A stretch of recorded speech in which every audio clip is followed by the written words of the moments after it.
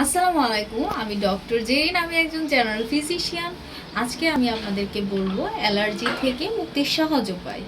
Allergy থেকে মুক্তির সহজ উপায় হচ্ছে, অ্যালার্জি সাধারণত আমরা জেনে থাকি যে খাবার থেকে হয়ে থাকে।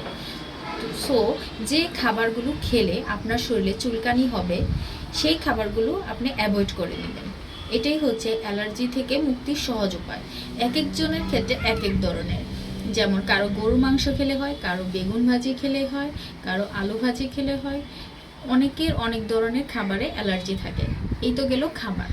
আরেকটা আছে, বিভিন্ন ধরনের ছোট ছোট পোকামাকড় যদি কারো শরীরে কামড় দেয়, তখন হচ্ছে অনেকের শরীর ফুলে যায়। এটাও হচ্ছে এক ধরনের অ্যালার্জি, কারণ ওই জিনিসটা হচ্ছে তার শরীরে সেন্সিটিভ বা হাইপার সেন্সিটিভিটি রিয়াকশান হয়, তখনই হচ্ছে আমাদের শরীরে অ্যালার্জির সৃষ্টি হয়।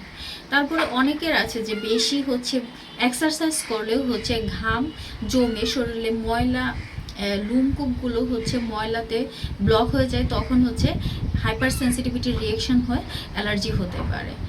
আর হচ্ছে কারো কারো আছে যে খাবার, মানে যদি কোনো দোকানের খাবার খায়, যেরকম প্রসেসিং ফুড, কেমিক্যালযুক্ত খাবার, ওইগুলো খেলেও অনেকের অ্যালার্জি হতে পারে।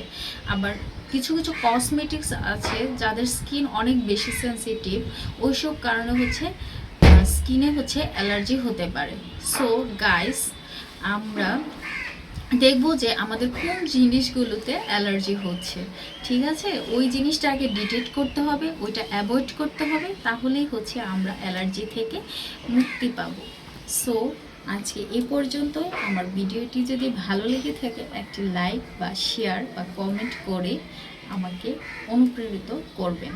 আল্লাহ হাফেজ।